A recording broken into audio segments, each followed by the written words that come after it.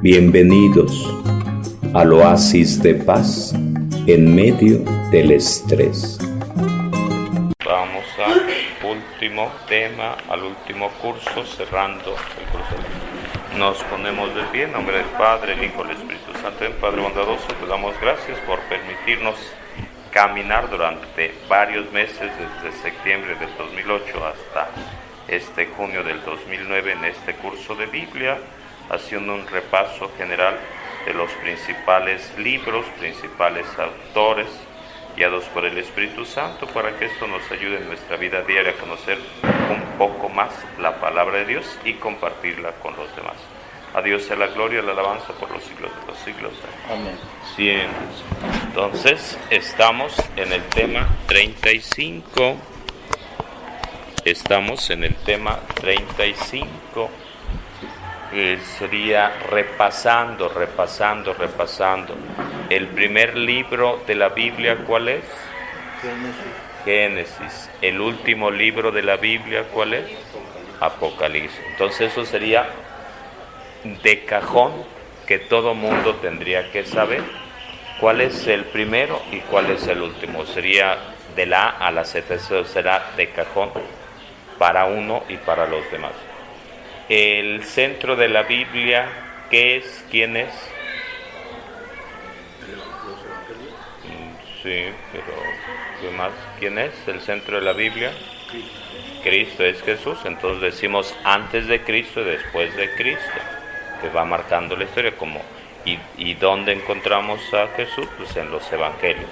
Entonces el Antiguo Testamento nos va conduciendo en esa, dirá el apóstol Pablo, Dios ha hablado a través de muchas formas, de la naturaleza, de los patriarcas, de los profetas, pero últimamente nos ha hablado a través de su Hijo Jesús. Entonces toda la revelación, todo el Antiguo Testamento son profecías que se realizan en Jesús y que se hace de esa manera el Nuevo Testamento. Y decía también que la Biblia, el Antiguo Testamento lo aceptan los judíos, que son quienes crean el Antiguo Testamento. El Antiguo Testamento lo aceptan también los protestantes, todos los protestantes, la rama protestante fundamental o la raíz, luteranos, anglicanos, básicamente, y todas las sectas habidas y por haber, y el Nuevo Testamento, y los católicos, por supuesto, y el Nuevo Testamento, ¿quién lo construye? Lo construye la Iglesia, y la Iglesia católica es la guardiana de la Biblia, Cuando aparece Martín Lutero, por allá sobre 1500, cuando aparece Martín Lutero, 1500 años, la Iglesia guardó, presentó la Biblia, presentó la Biblia, la Iglesia católica. Y hasta nuestros días la sigue guardando, la sigue preservando, porque dice Jesús al apóstol Pedro: Pedro, ¿me amas? Sí. Apacienta, responde Pedro que sí, y le dice Jesús: apacienta mis ovejas. Entonces, y vendrá por ello mismo la sucesión apostólica como ese hilo conductor, esa cadena que se mantiene hasta nuestros días, salvaguardando la Biblia. Pero por supuesto existiendo separaciones de la Iglesia católica, y seguirán existiendo, no porque yo lo diga, sino porque así es la canción. Pero entonces por ello mismo el ver el principio y el fin, y ver el contexto a grandes rasgos del Antiguo Testamento, preparando el camino Dios con el pueblo de Israel, y muchas cosas teniéndolas la Iglesia católica como base del Antiguo Testamento, y Jesús llevándolo a otro nivel, planteando la nueva alianza, nuevo pueblo, nuevo proyecto, y lo que hoy decía el Evangelio. Hoy el Evangelio dice: Han oído que se dijo antes, ojo por ojo, diente por diente. ¿Cómo se llama esa ley? La ley del talión. Entonces ya ahí Jesús nos está diciendo algo antiguo y algo nuevo. Entonces, algo antiguo, Antiguo Testamento. Algo nuevo, Nuevo Testamento. Y ¿quién es el centro? Es Jesús, y dentro de ese algo antiguo, la ley del talión y muchas otras leyes donde se planteaba si alguien por X o Y jugando, por accidente o en una pelea te saca un ojo, tú tienes derecho a sacarle un ojo y dejarlo tuerto. Que jugando con los niños o peleándose los borrachos o lo que sea, y le tira uno un diente y ya, y entonces uno tiene derecho a dejarlo chimuelo también. Entonces es la ley del talión, ojo por ojo, diente por diente. Pero Jesús dice, pues así va a acabar todo mundo tuerto, todo mundo ciego, todo mundo cojo, todo mundo... Entonces pues, no es por ahí, no es por ahí, no es por ahí. Entonces va planteando que tiene que haber un cambio grande, y ese cambio grande es la ley del amor, la ley del perdón y seguir adelante en el camino diario. Entonces ya ahí con este texto de hoy nos va planteando Antiguo Testamento, Nuevo Testamento. ¿Alguien trae misal mensual? Para checar la cita bíblica, que es la de hoy, creo es Marcos. Entonces, donde en esta cita encontramos Antiguo, Nuevo Testamento. No aparece ahí la palabrita Antiguo Testamento, no aparece la palabrita Nuevo Testamento. Mateo 5. Mateo 5, ¿qué? ¿De cuál al cuál? 38, 42. Mateo 5, 38, 42. Entonces ahí dentro de ese texto, que es el texto que nos presenta la liturgia el día de hoy, no aparece la palabra ley de talión. En otro momento sí aparecerá, pero es así, era la ley del talión, ojo por ojo, diente por diente. Y Jesús va planteando, en el Antiguo Testamento había esa forma de proceder, en el Nuevo Testamento tenemos que proceder de otra manera. Esa sería la canción. Viendo un poco hacia atrás para ir hacia adelante, el domingo el apóstol Pablo, y también en el Evangelio, hablaba de juicio final. ¿Qué decía el apóstol Pablo? Si tienen la hojita dominical, creo por aquí había una hojita dominical de domingo, ok. Pablo en la segunda carta a los Corintios, capítulo 5, del 6 al 10, decía lo siguiente. Segunda carta de Pablo a los Corintios 5, del 6 al 10, decía lo siguiente. Porque todos tendremos que comparecer ante el tribunal de Cristo para recibir el premio o el castigo por lo que hayamos hecho en esta vida. Y Marcos 4, 26, 34 nos va diciendo sobre la semilla que crece por sí mismo, y cuando ya están maduros los granos, el hombre echa mano de la hoz, pues ha llegado el tiempo de la cosecha. Mateo 25 nos hablará del juicio final y decía, tomando desde esta Biblia, la Biblia del joven que utilicé el domingo y que tengo en mis manos, aquí aparece, en lugar de hoz, aparece la guadaña, y yo hacía la referencia de cómo se representa a la calaca, a la muerte, con la guadaña. Entonces, cortando la vida de la persona.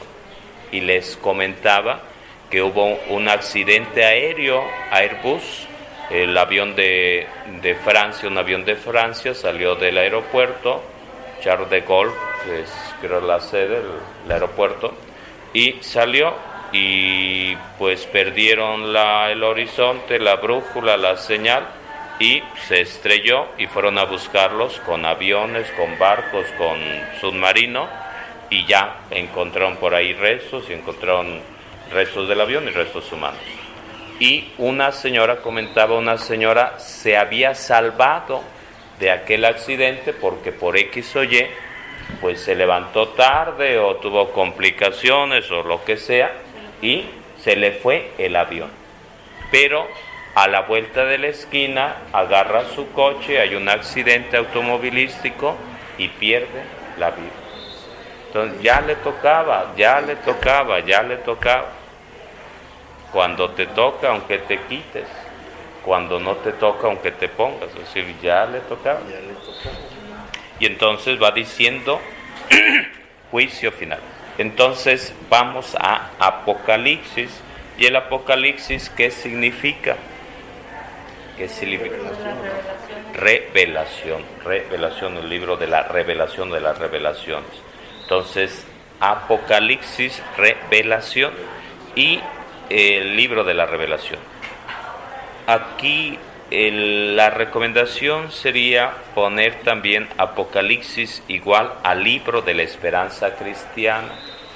Apocalipsis y revelación, igual a revelación. Pero Apocalipsis igual a esperanza cristiana. Apocalipsis igual a esperanza cristiana. ¿Qué es lo que nos dice Pablo? ¿Qué es lo que nos dice Pablo en la segunda carta a los Corintios? Donde dice: caminamos guiados por la fe sin ver todavía. Siempre tenemos confianza, aunque sabemos que mientras vivimos en el cuerpo estamos desterrados lejos del Señor. Esperanza cristiana. Entonces, Apocalipsis, libro de la esperanza cristiana. Esperanza cristiana. Esperanza, libro de la esperanza. El pequeño detalle o el pequeño problema es que durante mucho tiempo el Apocalipsis lo hemos identificado como el fin del mundo. Y los jinetes del Apocalipsis y guerra y destrucción y la gran prostituta y miles de historias, es decir, destrucción. Es decir, hemos identificado Apocalipsis igual a destrucción, a fin del mundo. Entonces, aun cuando sí habla de eso, no es el punto fundamental ese, sino otro. Y el punto fundamental es esperanza. Vamos a plantearlo de varias maneras. Levanten la mano los que alguna vez han visto una novela. Ok, a ver, ¿qué novela han visto? A ver. ¿Cuál? Ah, no sé. Sí, pero a ver, nombres. ¿Cuál? Bueno, a ver, la que se acabó, ¿cómo se llama la que se acabó? ¿Cómo se llama? ¿Cómo se llama la que se acabó? Yo no sé para yo de anoche ni vi el final. No. Casi no. Luego nada más hago para. Pero diga que por eso no, ya le quiero pegar a mi madre. Bueno, a eso voy, precisamente, a eso voy.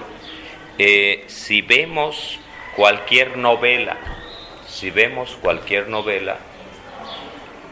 de mexicanas o extranjeras, hay un esquema, y ese esquema sería, entre comillas, la Biblia, entre comillas, la Biblia. ¿Por qué? Porque hay un principio y hay un final, y dentro de la mitad pues hay de todo, y ese de todo, cosas buenas, cosas malas, traición, odios, insultos, desengaños, miles de cosas.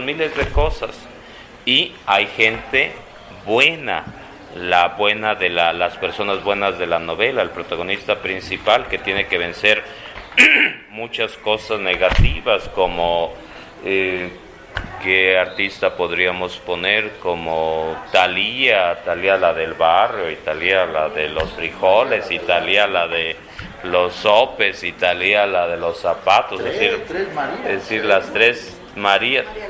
María y, del barrio. Sí, y así sucesivamente. Y entonces el punto es este: hay momentos en los cuales sale el malo de la película, la mala de la película. En una novela, creo, la mala de la película, creo, en Cuna de Lobos, había la mala de la película, tenía un parche en el ojo. Catalina Catalina Krill, por ejemplo, y que en esta novela la mala de la película era Lucero, la... Quedó en la cárcel. Entonces, y así 200 años, 200 por eso, y así sucesivamente, y el punto es que uno hace corajes, y aquí bien decía, pues yo hasta quiero darle sus cates a mi marido, a quien, y le dice de cosas a la mala de la novela, pero hay un Dios y todo lo demás, y ojalá que te... Entonces, el punto es este: si uno ya sabe el final de la novela, de la película, del libro, de la Biblia, otro gallo canta. ¿Por qué? Porque no va a hacer coraje, no va a hacer drama, no le va a dar el patatús por... Entonces ve uno desde otra óptica, desde otra perspectiva. El pequeño problema ha sido ese, que durante mucho tiempo nos hemos ido con la finta Apocalipsis igual a destrucción, Apocalipsis igual a fin del mundo. No que no haya fin del mundo, no, pero se nos olvida algo fundamental que nos va diciendo el Apocalipsis, y el Apocalipsis nos va diciendo esa revelación que Dios le hace a Juan apóstol, es: Dios ganó, Cristo triunfó. Eso es lo que nos está diciendo. Ya ganamos, y nos va dando esperanza cristiana para superar las adversidades, Volviendo a Pablo en el día de hoy, la primera lectura. A ver, vamos a buscar por ahí Pablo, la primera lectura. Aparece varias frases del apóstol Pablo donde nos dicen esperanza. Quizá no aparezca la palabra esperanza, pero nos está hablando de esperanza. ¿Cuál es la cita? Ahora no habla ahí bien. Por eso. La lectura de Pablo. Por eso, ¿qué texto es? San Pablo a los Corintios 6, 1, Segunda Corintios. De todo lo que él va sufriendo, de Sí, todo lo que él a va ver. realizando. Sí, entonces dice: somos los moribundos que damos vida, somos los estos que...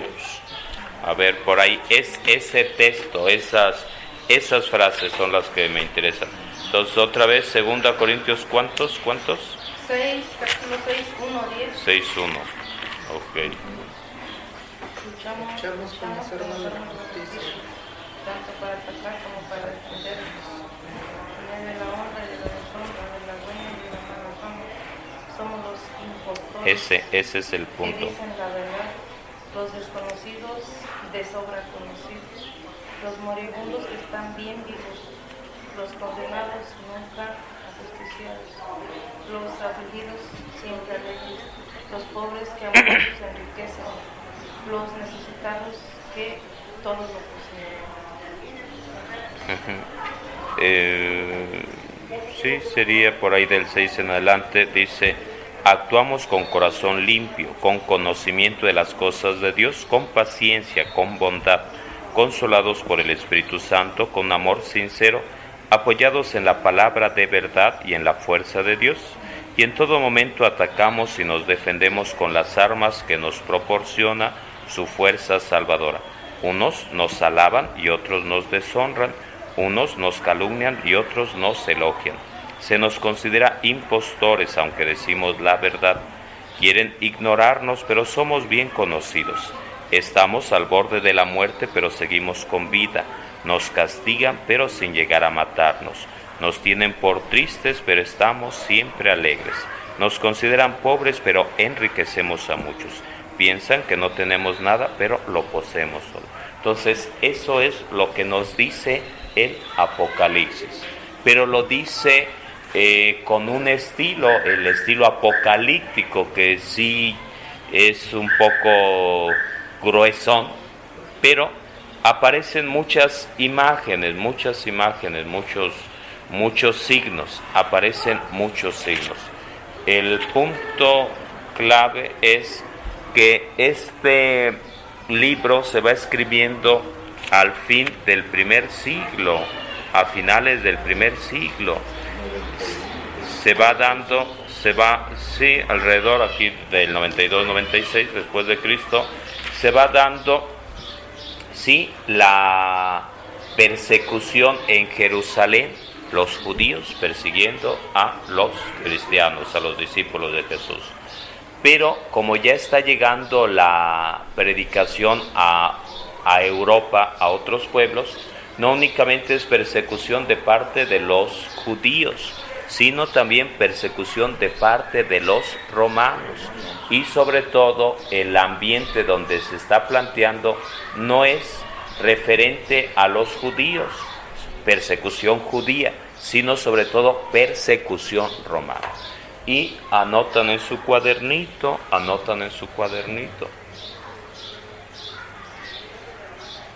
en Roma, y no únicamente Roma capital, sino en todo el Imperio Romano, que era el mundo conocido en ese momento,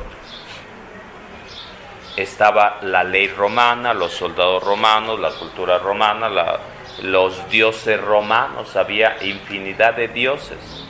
Pero aun cuando había infinidad de dioses, daban chance de que las culturas o los pueblos tuvieran sus dioses.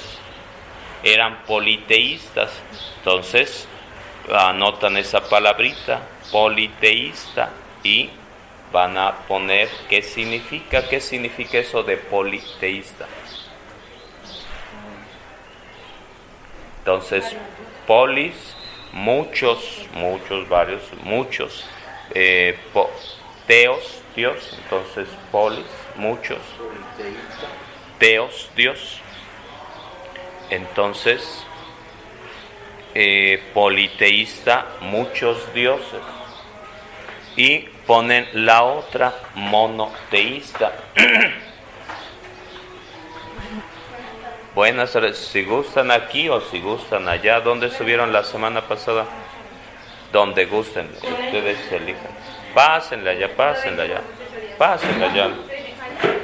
un ratito y luego se vienen para acá. Pásenla para allá. Politeísta, muchos. Mono, uno. Polis, muchos. Teos, Dios, teo, Dios. Entonces, mono, uno. Entonces, poli, muchos, mono, uno. Entonces, el Imperio Romano tenía muchos dioses. La cultura griega también tenía muchos dioses. Entonces, los romanos daban chance a los pueblos conquistados de tener sus dioses, pero sí respetando viviendo su Dios, su adoración a su Dios, pero sabiendo que había muchos dioses. Uno de los problemas es que tenían que adorar al emperador como Dios, ofrecerle sacrificios al que se consideraba Dios, al emperador.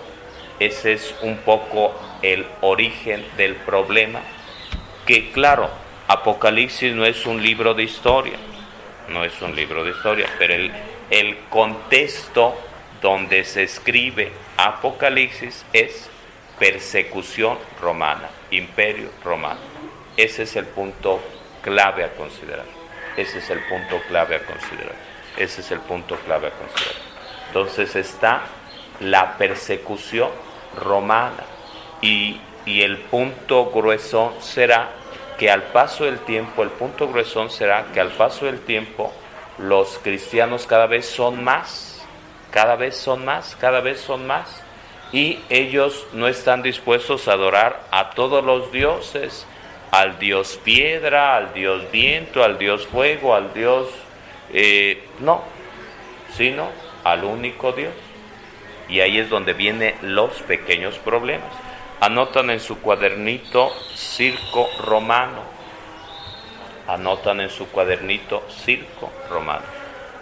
Circo romano. Estamos en el tema 35 del curso de Biblia, Apocalipsis.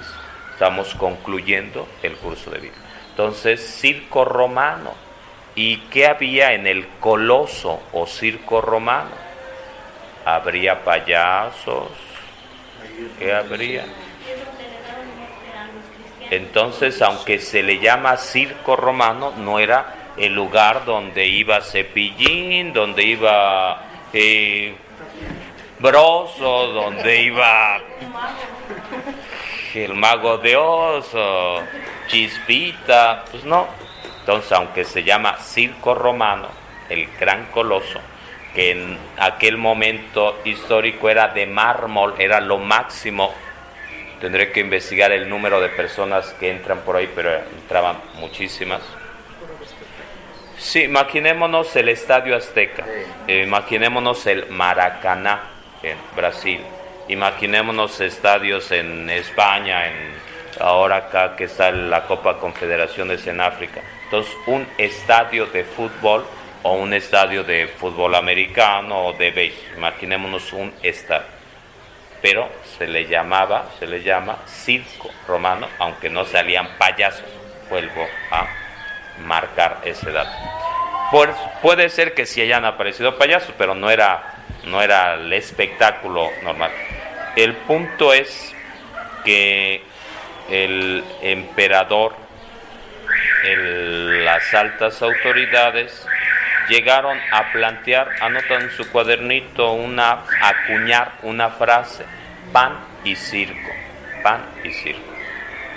Y ahorita les voy a pedir que me compartan qué es eso de pan y circo. Pan y circo. Entonces viene de allá, de Roma, 2000 años, pan y circo. Entonces, esto, pan y circo. Y ahorita les pedimos que nos compartan qué será eso de pan y circo. ¿A qué le suena? A ver, Carlos, ¿a qué te suena pan y circo? Campañas políticas. Bueno, explicando un poquito, es lo siguiente: pan, dar un pan a la gente, tener la barriga llena para que no se haya revueltas, es decir, controlar a la gente a través del alimento, del pan. 1. 2. Circo, haciendo referencia a circo romano, donde le decía no es circo romano igual a payasos, no es igual circo romano igual a payasos, sino lugar de espectáculos, entretenimiento, o hablando ya a otro nivel, es decir, que la gente se distraiga, que la gente se evada de su realidad, y entonces tenerla sí contenta, pero más que contenta en un aspecto positivo, es decir, léela alejada de la realidad.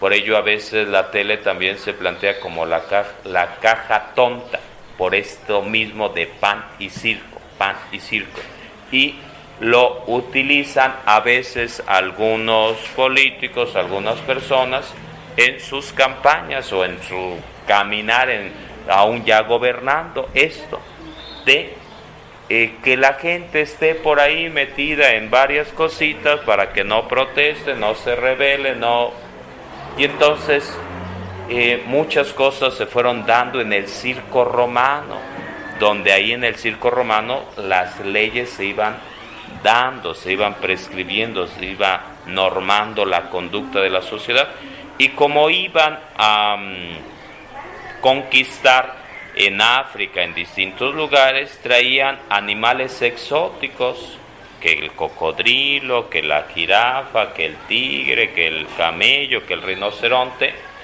y pues la gente contenta y feliz. Y estaban los gladiators, los gladiadores, salió una película del gladiador, entonces ahí haciendo referencia al circo romano, si pueden ver esa película, la rentan y ven el gladiador, que nos habla del circo romano. Y en esa película pues nos manifiesta cómo existían podríamos decir, con nuestro mundo actual sería la triple X, la triple A, es decir, la lucha libre, o el SmackDown y cosas por el estilo, es eso. Entonces los gladiadores eran de aquel entonces los luchadores de ahora, pero con una pequeña diferencia. ¿Cuál era? ¿Cuál creen que es la pequeña diferencia de los gladiadores de allá, circo romano, de los gladiadores de ahora? ¿Cuál es? La muerte. Esa era la pequeña gran diferencia. Antes era a muerte, ahora es máscara contra cabellera. Ahora es máscara contra cabellera, cabellera contra cabellera o campeonato, darse sus cates, sacarse sangre y romper la máscara, pero se acabó. Mientras que antes era a muerte. Se peleaban uno con otro, se peleaba, por ejemplo, Abismo Negro contra Kanek, por ejemplo, se peleaban, o Místico contra Blue Demon, o el Santo contra Capulina, o el Santo contra las brujas, o Gex. Pero ayer, allí en la película, yo tengo una esa donde Nerón, cuando le hacía así, sí, así, es vida, y así muerte. Abajo le tenía que Entonces ese signo es importante también, ese signo. Otra película dentro de eso mismo es Quo Vadis, que también refleja, es Ben-Hur, otra de ellas. Anoten por ahí, Gladiator es gladiador, el Ben-Hur, Quo Vadis, como películas que reflejan Quo Vadis, como le suene, no importa. Quo Vadis, como le suene, no importa. Quo Vadis. Quo Vadis. Quo Vadis. Entonces, como películas que nos ayudan a ver ese contexto del circo romano, persecución religiosa en los primeros siglos, de lo que nos habla Apocalipsis. Pero insisto, aquí en Apocalipsis no aparece circo romano, persecución religiosa abiertamente, pero es el trasfondo, ese es el punto. Y dentro del circo romano se peleaban los gladiadores, y quien ganaba, el que estaba ahí al frente ponía la mano así, el dedo para arriba, ganó, tiene derecho a salir libre, y el que perdió, así para abajo, la muerte. A veces los indultaban, les daban chance y demás, pero eso sería lo general. Otras veces metían animales, los leones, los toros, los tigres, y entonces se tenían que pelear, y si ganaba el gladiador, pues ya la hacía. Pero había otras veces donde a quien metían era a los cristianos, gladiadores, a darle sus machetazos, pelearse con los cristianos. Otro metiendo cristianos y metiendo bestias y sobres. Otro metiendo en la noche, como no había todavía fuegos artificiales que inventaron los chinos, pues se distraían poniéndolos en un poste a los cristianos como hoguera, y prendían fuego para iluminar. No estaba el foco de aquí, no estaba la luz eléctrica, entonces pues era para entretenerse. Entonces y aparecerá después los mártires. Aparecerán muchos mártires, y anotan en su cuadernito otra palabra, catacumbas. Catacumbas, palabra compuesta, es decir, va junta, catacumba. No es doña Catacumbas, pues no es doña Catacumbas, pues no es la catafixia de Chabelo. Entonces, catacumba. Entonces, la catacumba era un lugar subterráneo, cueva. es decir, catacumba igual a cueva. Entonces los cristianos se reunían en las catacumbas, donde ahí, que podríamos decir también cementerio, donde enterraban a sus muertos, donde sus mártires, ahí los depositaban, porque eran perseguidos los cristianos, los discípulos de Jesús, los primeros cristianos, los primeros católicos eran perseguidos. Entonces, en las catacumbas, ahí se reunían, celebraban, se reunían, la Eucaristía, la convivencia, y será algo que en los primeros siglos aparezca, porque en los primeros siglos era prohibida, llegó a prohibirse en un momento determinado el cristianismo, y ponen otro nombre en su cuadernito, Nerón. Nerón, el que quemó Roma, y entonces le echó la culpa a los cristianos. Entonces Nerón manda quemar, es decir, mató a su mamá, mató a su hermano, es decir, estaba loco ese cuate. Entonces Nerón manda quemar la ciudad y después le echa la culpa a los cristianos. Y él tenía la idea de hacer una nueva ciudad, Nerópolis, hacer segundo piso ahí y demás. Bienvenidos al oasis de paz en medio del estrés.